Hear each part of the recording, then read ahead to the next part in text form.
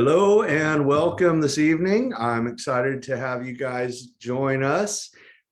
We are tonight, we're going to be talking about technology and assistive technology. And I've got a presentation prepared for everybody, and I hope you really enjoy it. So without further ado, I will jump right into this.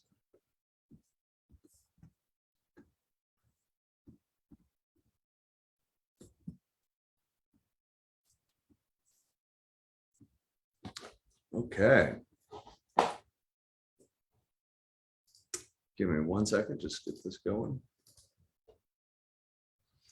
All right, so if you don't know me, my name is Eric McGehearty. I'm one of the founders of Stand Up LD, and I'll tell my story here in just a minute. But before I get going on the presentation, I wanted to definitely take a minute to thank our sponsors. Right now we have the Shelton School as a sponsor, and we also have the Fairhill School as a sponsor. Both are great schools for your students. Highly recommend both schools, and definitely take a look and schedule an interview with them to help support our sponsors. So Stand Up LD is an organization dedicated to helping students with learning differences like dyslexia and ADD. We inspire students, we educate parents, and we support their teachers. So today, I think we can do a little bit of all three and talk a little bit about technology, creativity, and grit. So this is me when I was 5 years old, and I was identified with dyslexia. And as a youngster, I remember feeling, the sense of not really getting what was going on and not really understanding, what these big words that adults were talking about.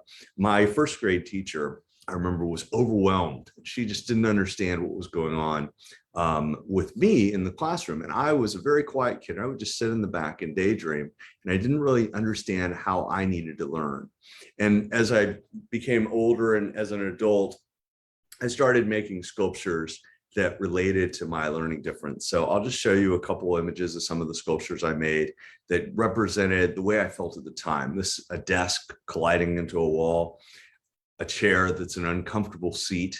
These ideas were representative of, what I was going through as a kid. And I remembered when I was going into 5th grade, I broke my right arm. And unfortunately, that summer, I had been signed up for summer school. And one of the classes that I was signed up for was art class. And I loved art. Art was a place that I could express myself. And the other half of the day, my mom had signed me up for a reading class, which of course I dreaded and didn't want to be a part of. And I was very disappointed that I wasn't going to be able to do the art class anymore. So I went into the art class, and Mary Dallas was the name of the teacher. I went up to Miss Dallas, and I just said, can't really do art. I'm going to sit in the back. I'll be quiet. I won't be a problem. And she said, no, what are you talking about? She said, what do you think people that have physical disabilities do, that can't use their arms? Do you think that they do art? And I said, well, probably not. And she said, well, in fact, there are many artists who have profound physical disabilities who are able to do amazing art. They just find a different way. And what we did is we did exactly that for that whole summer. I was able to make art, but I just did it through a different means. And we learned how to paint with my feet. I would hold brushes and markers in my mouth and made these wonderful, wonderful pieces of art. And all the other kids thought it was the coolest thing to watch me make this art, not using my hands at all. And so I took that lesson that I could always find a different way. I could be creative. And so the purpose of today's talk is to talk about what are some of those different ways that we can be creative and be successful by using technology rather than, the traditional means, right? So one thing that I think is important is this idea of reading itself. So when we think about reading, we got to redefine the way we think about reading. One thing I always like to say is, I have teachers that say, oh, I've got to have my kid be like a really strong reader. And I go, great, I agree. Let's redefine what it means to be a strong reader. For me, being a strong reader is being able to get information out of books. Now, if I were blind and I was able to read a book, but I would read it with my fingers through my sense of touch, through Braille. And I would argue that that's reading, right? That's reading in the same way that eye reading is reading. And I also argue that ear reading is equivalent to eye reading. And so learning how to read is about learning how to get information out of books and documents. That could be through our ears, that could be through our fingers, that could be through our eyes. All are valid ways to get information transferred into the mind. And so one of the beauties about technology is it makes it so much easier today to get information in an audio format, or to be able to put information down on the page through dictation rather than through typing or, handwriting, which is like my worst enemy. So, technology is what I would call building a ramp. If you were if you were a user of a wheelchair, we wouldn't ask you to climb the stairs, right? We would build a ramp. And that's the same thing that technology brings to the dyslexic or the ADD person or somebody with dyscalculia. Technology is that ramp, and it's so critically important that we understand the value and importance of technology. So the first one, the most obvious, is audiobooks. Audiobooks are, for me, one of the ways that I'm able to access written information in a very enjoyable and wonderful way. I've used audiobooks since I was a little kid. In fact, one of these companies right here, Learning Ally, used to be called Recording for the Blind and Dyslexic. And I got signed up for them when I was very, very young, and I started listening to books on tape. And I loved it. I loved listening to books on tape. And I would listen to them for hours and hours and hours as a kid, particularly like doing Legos. I would listen to a book on tape. I would, just kind of have it on. And I've listened to hundreds and hundreds of books and really developed a passion around books and literature for that. And I'm, consider myself very well read now, despite the fact as a dyslexic, I've actually never read a full book with my eyes. I've never actually read an entire book. It's just too difficult and not interesting to me. But audiobooks are the way that I can connect with that passion. Now, I'll take a minute to describe to you, since we are talking about technology, the technology that I had at the time. They had given me a player, and the player, it was huge. It was, this massive thing. It was about that thick. It probably weighed 10 pounds, right? It was a brick, and it was a cassette player. And it played these special cassettes they would send us that were 4-sided cassettes, which was a really weird thing to think about. It had a cassette and it had a side switcher, and it basically took the magnetic tape and split it in half so it would play either the top half or the bottom half, so you could play the cassette 4 times on 4 sides. Got to get your head around that. But I would carry that thing around. And I remember one time my parents took me on an airplane, and of course I wanted to read a book on the airplane. And so I brought it with me, and, they stopped me in security and they were like, "What is this thing?" They thought it was some kind of device. And so I started telling people that I collected antique tape players, and that people thought that was really cool. So that was how I got that tape player around. And I used that same tape player all the way through grad school. And so to think about how far we've come now, that, today I can read audiobooks on my phone, right? I can read audiobooks on many, many, many different types of devices. Your local library might have audiobooks that you can read, that you can take. It's called a play and read, right? I know the Shelton School has those that our kids bring home some of the time. So let me talk about some of these services. So Learning Ally is an awesome service. They provide textbooks primarily, but they have fun books as well, but primarily textbooks. It's a free service that's generally provided to you through the school system. I know Texas schools provide Learning Ally, I think, to all their students. So you can get access to it. You have to have a documented learning difference, and you can read unlimited books for free through Learning Ally. And they really pride themselves on getting the latest textbooks. They have volunteer readers, so they have people reading the books out loud. And so it's a really great service. The next one down, Bookshare, also a really great service. Bookshare has the text of all the books, but then they have a computerized voice that would read the books out loud to you, which is pretty good.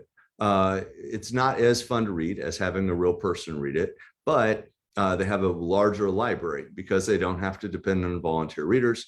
You have access to more books. For your younger kids, I think Epic Books has a great service that you might look into. Your local library has tons of free books, and they have tons of free audiobooks that you can get as well. And then the one that I use today most often for business books, inspirational, motivational, and or just fiction, sci-fi, whatever, I love audible.com. I think those are great. And I mentioned the Playaway, which might be available at your local library or also through your school. So those are some options for you on audiobooks. Dictation, one of the most powerful tools. I use this today running my business all the time.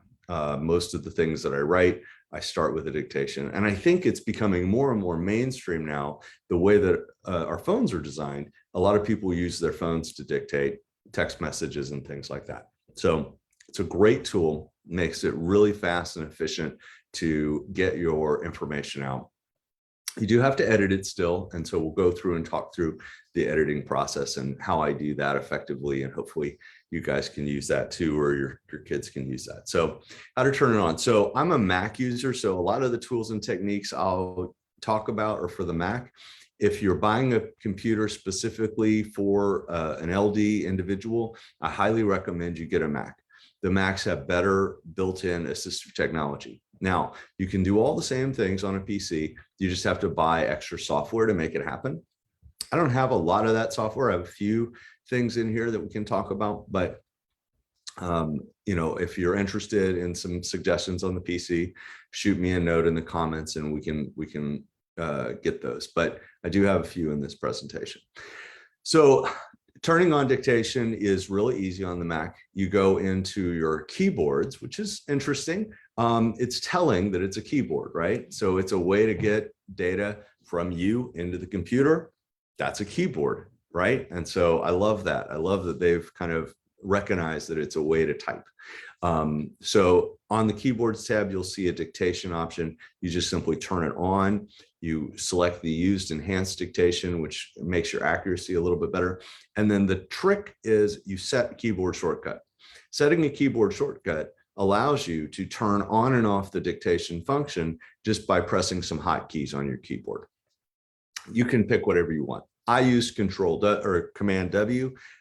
For me, that made sense for the way my hand sat on the keyboard, but you can use the default, which I believe is I can't remember the default off the top of my head, but the point is you have to have a shortcut to make it work, to make it efficient to use. And that's what I love so much about it is the efficiency of being able to turn and off, on and off dictation at a moment's notice anytime you want it. Okay, next. Another dictation tool that you can access from any computer anywhere is Google Sheets. Google Sheets actually has an extremely accurate dictation tool. You'll find it in the tools menu of Google Sheets. So if you open up Google Sheet, go up to tools, and it's listed as voice typing. Once again, Google and Apple both are recognizing that dictation is a form of typing. It's a form of getting the word, the spoken or written word onto paper. And so, and it's an awesome skill, by the way, to be able to compose a sentence in a way that works for writing in a spoken manner. I think the skill of doing that teaches the student a very high level of speaking and being able to articulate themselves. So I love that.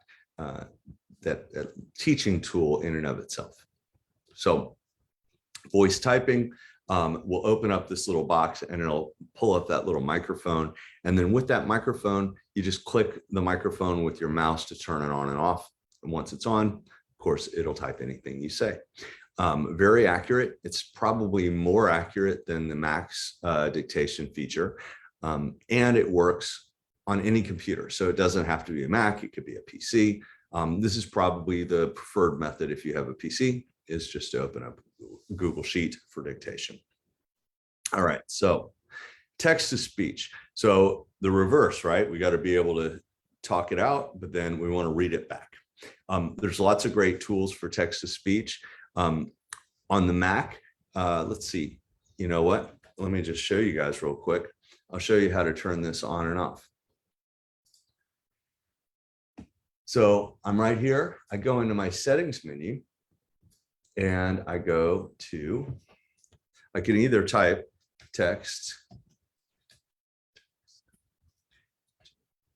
or actually, I'll just type speech. There. So if I type speech, it'll tell me that it's in the accessibility menu. So that's really nice. I'll open up accessibility and you'll see right there, it says speech. So I click speech. There's some great things I can do right here. I can change the rate of speech. So I can listen quickly or I can slow it down. As a student, I'd probably start at normal or slightly below normal pace.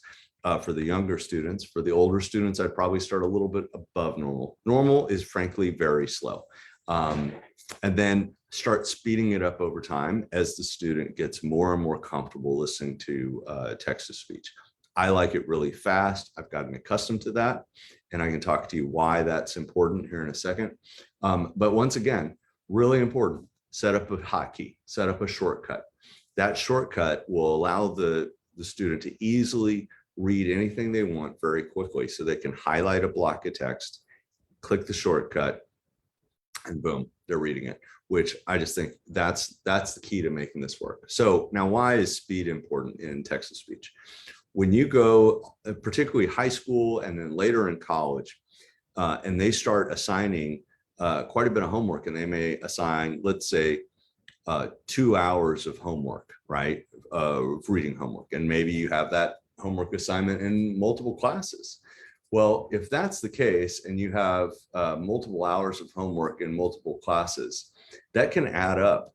And unfortunately, the human, when you're listening text to speech, normal is about 120 words a minute. A normal college student or high school student is going to read at 300 words a minute. So it's a little more than twice as fast to read than it is to do text to speech on normal speed. That's why reading it at a fast pace puts you at the same pace as other students. So suddenly you are reading at the same pace when you're reading the text to speech versus the regular one. All right, let's go back to the slideshow here. So changing the speed is really important. Now, if you're on a PC, you have to buy a third-party software to get text to speech. There are a number out there on the market, and some of them are pretty good, and they do the exact same thing. You can select the text, you click a keyboard shortcut, and it'll play back to you. So you can still do it, and I can drop something in the comments later if somebody wants me to. But there's a number of software packages out there that'll do it on a PC. But a Mac, it's built in, which is really great. So here's a tool that you might look at that has some of these same capabilities. This is WordQ. So WordQ is another tool to help you with your writing abilities. What it does is, as you start typing, it'll actually create suggestions for you, so you can see some words that it thinks you might want to say. This is just like auto-suggest, but it's just brought to a PC and allows the student to do a little bit better writing, maybe use some different variations of words. So it also has some other features as well. It has some research features that allows you to do some better research if you're doing maybe a paper, for instance. It's got some neat features, so it might be something you might want to look into and take a deeper dive. Full transparency, I have not used WordQ. It was recommended to me by another parent. So I did take a look at it and read all of their documentation. It looks like a pretty neat tool. Another one that I highly recommend is Read and Write by Google. So this is an extension that you can add on to your to Google Drive or your Google Sheets. And as we were talking about Google Sheets having the text to speech, or I mean, sorry, having the dictation, this adds text to speech and a number of other features to Google Sheets. This is a paid software you'll need to buy, but it may be provided by your school. You'll have to check. But it's a really good software, and it does quite a few things as well as the text to speech. So certainly worth looking into as an extra software. My wife Heather over here sitting next to me, and she's got something to add to that. So can it be used on PC and Mac? Yes, good question. So text, so read and write can absolutely be used on PC and Mac, because you're actually installing it in Google Sheets or your Chrome browser. And so as long as you can have a Chrome browser, which you can have on any computer, you can use it. You can use it even on a Chromepad or Chromebook, right? Which is, Chromebook's another way to do this. You get a Chromebook, very affordable. You open up Google Drive, you open up a Google Sheet, Google Read and Write's there. If you install Google Read and Write, and suddenly you've got all the accessibility that you would have on a Mac, you've got it on a Chromebook now, which is a very affordable way for somebody who's can't afford the laptop for their student. Maybe they can do a Chromebook. So I thought I might mention that. Any other questions out of the comments that I should address? Not yet. I'm just keeping it. Awesome. So one of the, let me circle back a little bit here. So now that we've talked about text to speech and we've talked about dictation, the way that I do it is I dictate most of my work documents that I'll write. I dictate them. I dictate, maybe a sentence or two. Then I highlight it. And then I use text to speech to listen to what I just dictated. That's the best way that I found to fix all my own mistakes. I will hear those mistakes much better than I can pick them up by trying to read what I just dictated. And I've noticed that even many people who don't dictate and just type will commonly miss words. They'll not type them or miss them or mistype them, whatever the case may be. And when they do their own proofing, they have a very hard time seeing those mistakes because they missed the word when they typed it the first time. And when they read it, they just assume the word's there again. But if they listen to it, they'll hear the missing words or they'll hear the words that they misspelled. So I just really could not recommend this strategy enough to anybody, dyslexic, LD or not. This is a great strategy to just improve your writing, is just listening to it. So I recommend installing text to speech and listening to what you wrote, no matter who you are and whether you have an LD or not. Another tool I recommend for everybody, but especially kids and adults with LD, is Grammarly. Grammarly is awesome. I think probably most people have heard of Grammarly by now, but Grammarly will help in so many ways, from basic spelling mistakes to picking up instances of like passive voice or other grammatical things that you may not have fully picked up on.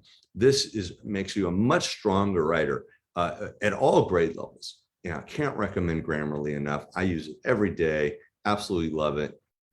You can use it in two ways. You can either use it as an extension on your browser where it then will pick up and look at whatever you're writing. But if you want deeper level insights into your writing, you actually can open up the Grammarly app, copy paste your document into the Grammarly app and get more extensive recommendations. And that's where you're going to get recommendations like passive voice and more clarity level recommendations rather than picking up mistakes like you missed a comma or you misspelled a word.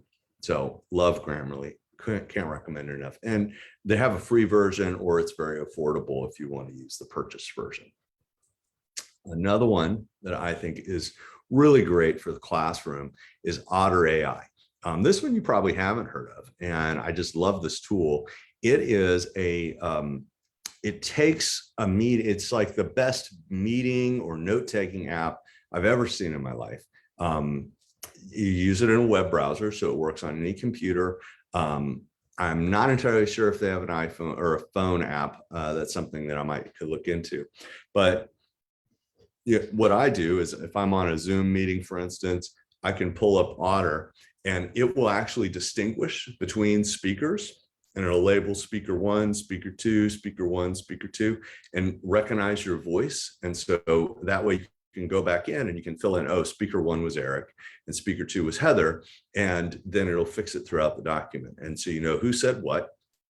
It's incredibly accurate. It uses artificial intelligence to pick up context and really do a wonderful job taking a full dictation of classroom notes and or a meeting or any conversation you want. Love this tool, can't recommend it enough. And if you go back and you need to listen to a section, like maybe you read something and it doesn't quite make sense, or maybe it didn't get it accurate, you can play the audio from that section. So you can always go back and play that audio. Really cool tool. They have a limited use for free ones, or you can do a subscription as well. This one's moderate to on the low end of pricey, and but a really great tool and awesome for classroom note taking. So if that's an issue that you're running into, this is the tool to fix it, in my mind, if you're allowed to have a computer to use the tool, or a phone out on your desk.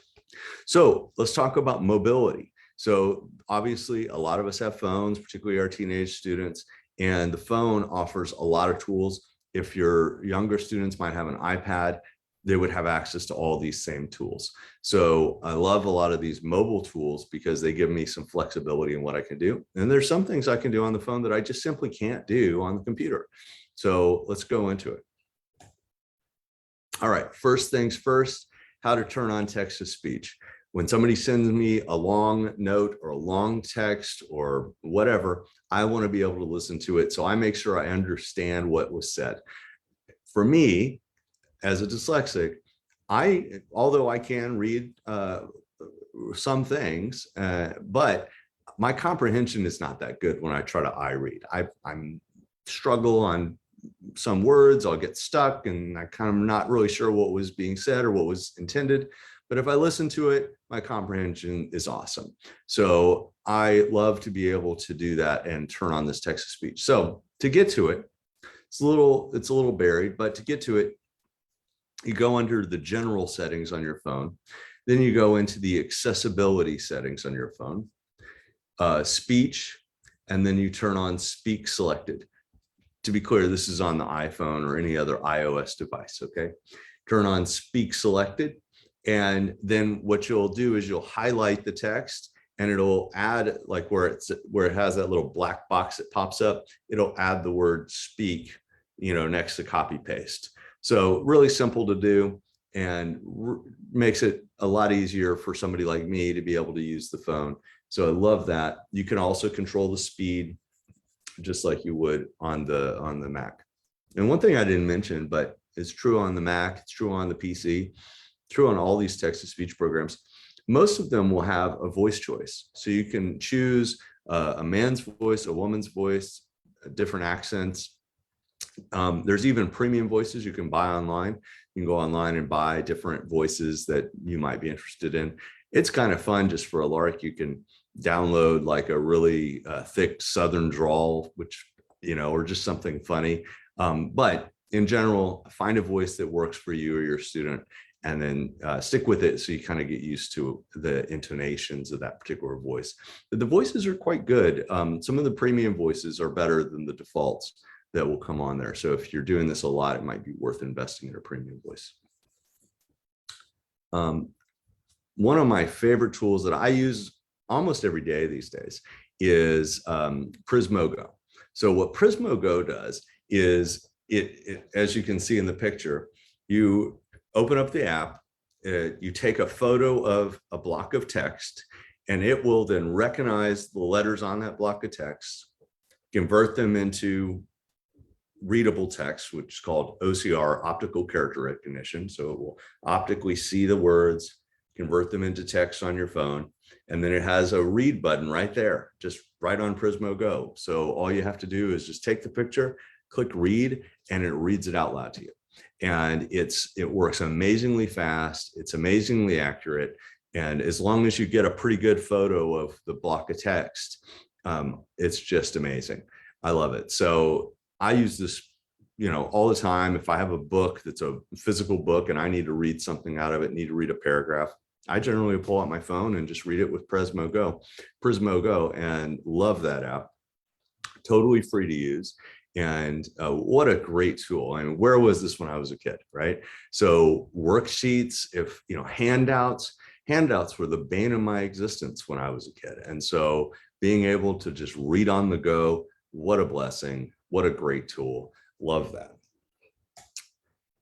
Here's one that's really nice for kids. This one is easy spelling aid. So you touch the microphone, you say a word or you say a sentence, and it will write it out for you. And you can even pick, do you want it to write it in a handwritten format, in a cursive, or whatever, just text, or it also does different languages, as you can see here in the photo. You can have it do it in Chinese or whatever. Love this because, if a kid's learning how to write in cursive, it's one way for them to just, say a word. It'll then show you what that cursive word should look like. They can then draw that if they're needing to do handwriting test or handwriting work. Really great tool. We use this when our daughter was younger. She liked this tool. So it's a really nice, simple dictation or spelling app to help you spell and write better. Okay, let's talk about executive functions, study aids, getting organized, all that good stuff. So this is an area that I think a lot of us need help in, but particularly, people that, may have attention issues. Study aids are one of the best things that they can do, is really invest in putting that extra time into getting organized with their materials. So first one, this is for older students. I really recommend this. I've spent a lot of time looking at this. I really recommend this for, maybe middle school, certainly high school and beyond, and adults even, right? It's got cool stuff, but it's got study guides for basically every subject. You can see I've screenshot from the website the subjects that they cover. It does have a cost. There you can get access to everything for free, but there are so many ads on the page. It is super obnoxious. So I really, if you're going to use it, I just say buy it. You just pay the fee and buy it, because the number of ads that they have on their website is obnoxious. So if you buy it, then of course all the ads go away, and it's a really neat tool. So this is a great, just easy study guided. So guided study through any course, any material you need to learn. It's guided study, prep, test prep, etc. Really neat tool. Another one that I think is really cool was Rewordify. So Rewordify, you copy paste your text that you're wanting to read into Rewordify, and what it does is it actually simplifies the language. So this is great for maybe a student who doesn't have the strongest vocabulary, or is reading a subject matter that's a little bit above their vocab level and needs help with the vocabulary. So they take the text off of the website or wherever, or maybe they use a OCR and they photograph it and turn it into text and then copy it in here. However you get that text, and then put it into the text box here. And so I wanted to show you this. So here we go. We've got the person's name, and then soliloquy. Well, your student may not know soliloquy, and so you can see up here in the top it changed it to solo speech. And let's see. I wanted to show you another one. Okay. What's that? Inception. Oh, Inception. Okay, right. So somebody may not know Inception, but it changes it up here to beginning. So it just simplifies it. This really helps, like I said, for a student who may be struggling a little bit with vocabulary. So this was Prince Hamlet's soliloquy. Yeah, Prince Hamlet's soliloquy becomes Prince Hamlet's solo speech. Really clever tool. And this is free. Okay, mind mapping. I love to do mind mapping. I think this is a really helpful way to get your ideas organized, to kind of, create an outline, to just create branching thoughts, and a great way to start if you're going to work on any project or tell a story. I personally use mind mapping for creative writing. I like to tell stories and do creative writing. And so I will use a mind map to organize my idea. I, kind of create the theme, and then I come up with different characters and who they're connected to, and, I connect to all the little dots. So I think it's a lot of fun to do. And it's a great way to organize your ideas, or just to start thinking about a complex subject. So two tools that I've used, both of these tools, I think they're both really good. Lucid Charts is the one that I use right now for work. Lucid Charts is a really cool tool, very powerful. You can do a lot with Lucid Charts, and fairly intuitive to use. Simple Mind I found to be a little bit easier to use and a little bit quicker to create a mind map with, but didn't have as many features. So I currently am using Lucid Charts a lot for work and for business purposes, but I also think Simple Mind is a really great way to just get started in the mind mapping process. All right, another awesome way to get organized is to keep everything in one place. Evernote is your solution for that. So Evernote is, I'm sure you've heard of this, it's a great productivity app. It's a great way to keep all of your notes, all of your images, all of your reference materials, everything organized in one searchable database. You can take images, you can take photos. So let's say you had a handout from your teacher, you take a photo of it and then save it in Evernote. Evernote will recognize all the characters on the page, make everything searchable on the page. You can take a handwritten note, photograph it. If the handwriting's good, Evernote will turn that into searchable text. It can help you organize things into topic clusters. You can write notes directly in Evernote.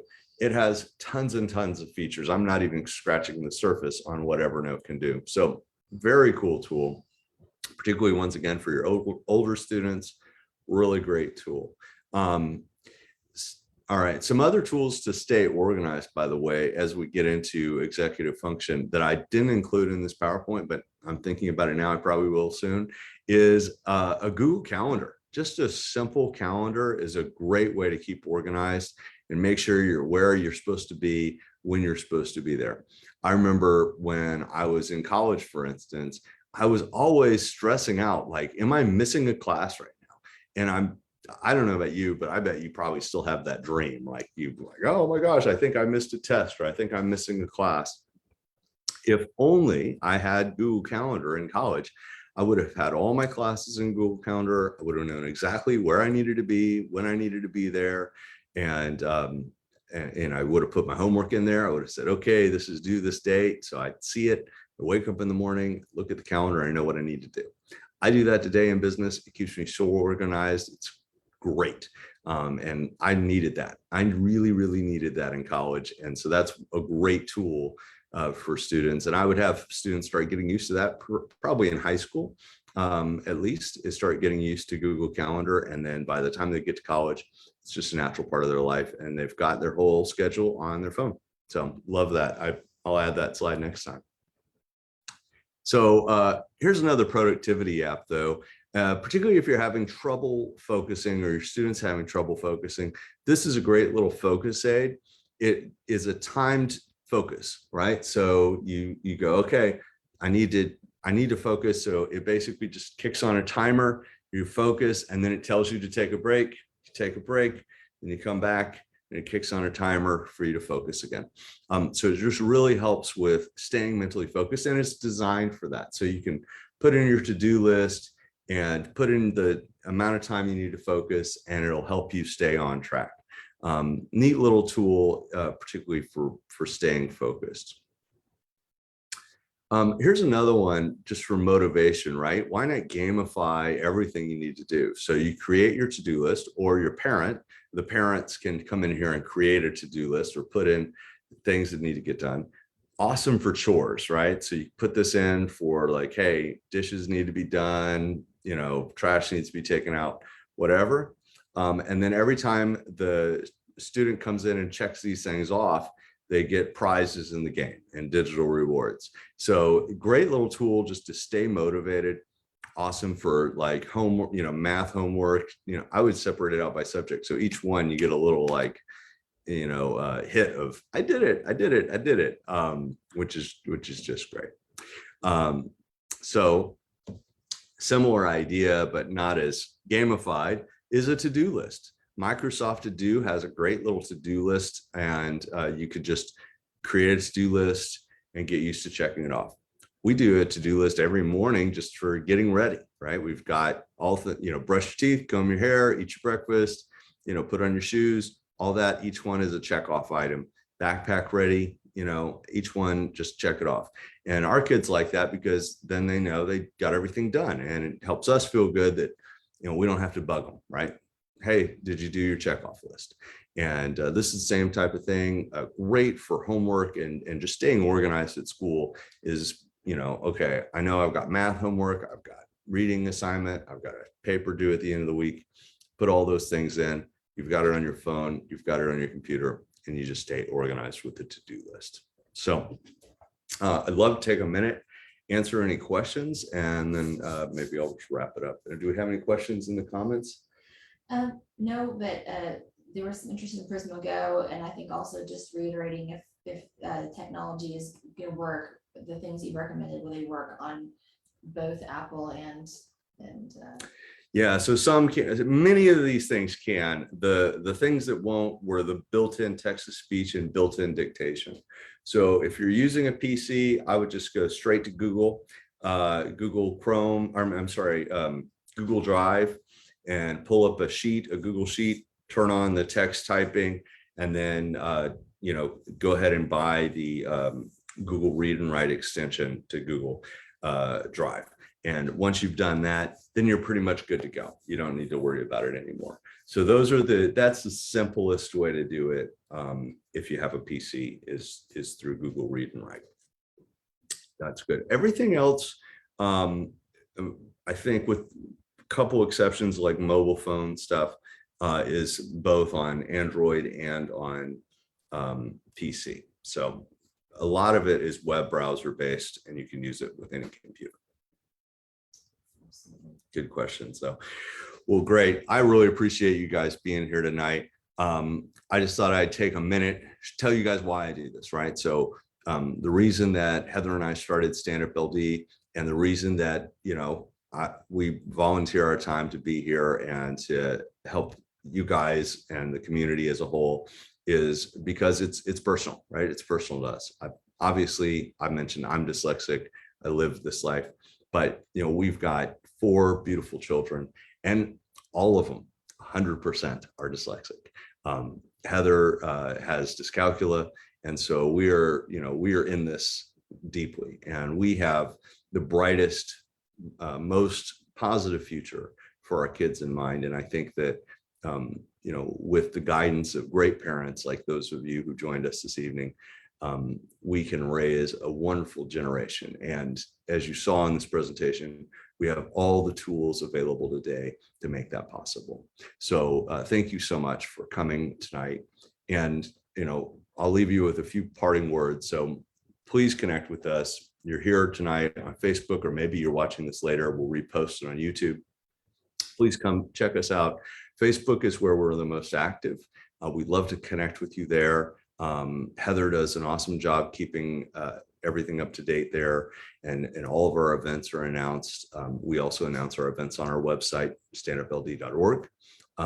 We are a 100% volunteer organization, and we depend on your support.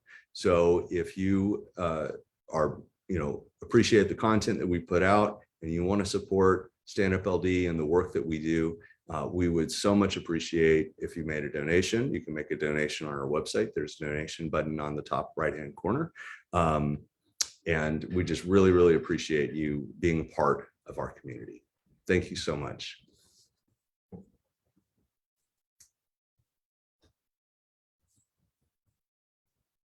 Have a great night. Bye-bye.